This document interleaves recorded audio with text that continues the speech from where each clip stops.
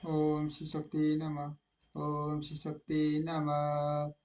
प्रथम गुणों सहित वीरभद्र और मां काली दक्ष यज्ञ का विध्वंस के लिए प्रस्थान दक्ष तथा देवताओं को अपशकुन एवं उत्पात सूचक लक्षणों का दर्शन एवं भय होना।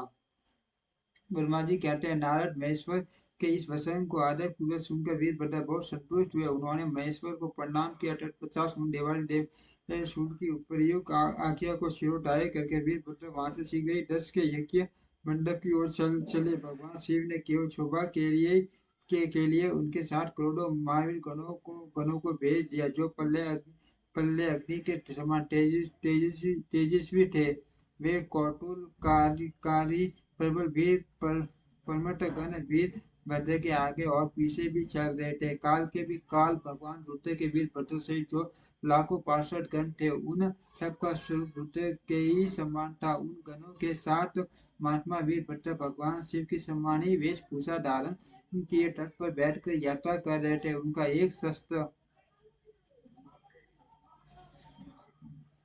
उन, उनके एक शस्त्र भुजाएं थी, शरीर में नागराज लिपटे हुए थे। वीरभद्र बड़े प्रबल और भयंकर दिखाई देते थे। उनका रथ बहुत ही विशाल था, उसमें 10,000 सिर टूटे जाते थे, जो प्रश्न पूर्वक उस रथ को खींचते थे।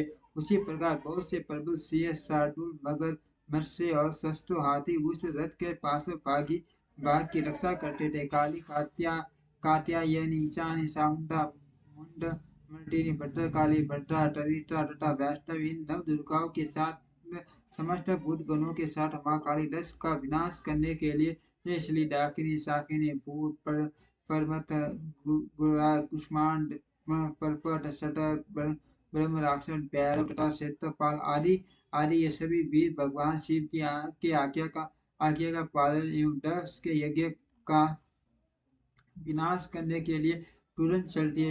इनके सिवा गणों के साथ योगी अग्नियों का मंडल भी सहसा कुपित हो गया। यज्ञ का विनाश करने के लिए वहां से प्रस्थित हुआ इस कोटि कोटि गण एवं विभिन्न प्रकार के गणाधीश वीरभद्र के चले।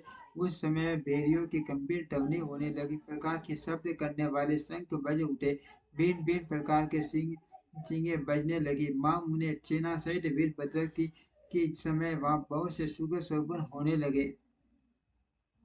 इस प्रकार जब परमतन गणों सहित वीरभद्र ने प्रस्थान किया, तब उद्दक्ष तथा देवताओं को बहुत से अशुभ लक्षण दिखाई देने लगे। देव ऋषि यज्ञ विध्वंस की सूचना देने वाले लटीपन उत्पात प्रकट होने लगे। दक्ष की बाई आंख, बाई भुजा, बाई चांद फड़कने लगी।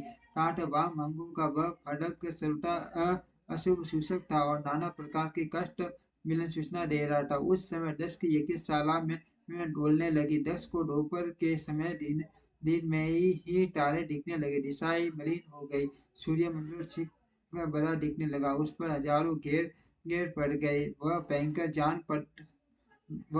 जान पड़ता था। बिजली और अग्नि के दीप्तिमान तारे टूट टूट कर गिरने लगे तथा और भी बहुत भयानक अपशकुन होने लगे।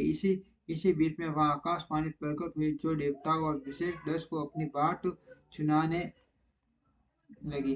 आकाशवाणी बोली, जो दक्ष, आज तेरे जन्म को धिक्कार है। तू महामूढ़ और पापात्मा है। भगवान हर की ओर से आज तुझे मान दुख प्राप्त होगा, जो किसी तरह छूट नहीं सकता। अब मैं यहाँ तेरा हाकार भी नहीं सुनाई देगा। जो मूढ़ देवता आदि तेरे यज्ञ में स्थित है, उनको भी मान दुख होगा, इसमें संशय नहीं। ब्रह्मा जी कहते हैं, मुनि आकाशवाणी की यह बात पूर्वोक्त अशुभ भूषक लक्षणों को देखकर दक्ष तथा दूसरे देवता आदि को भी अत्यंत भय प्राप्त हुआ। उस समय दक्ष मन ही मन अत्यंत व्याकुल हो कांपने लगे और अपने प्रभु लक्ष्मीपति भगवान विष्णु की शरण में गए। वे भय से अधीर हो बेमुद हो रहे थे। उन्होंने सर्वजनक वत्सल देवादिदेव भगवान विष्णु को प्रणाम किया और उनकी स्तुति करके कहा, ओम श्री शक्ति नमः। ओम श्री शक्ति नमः। ओम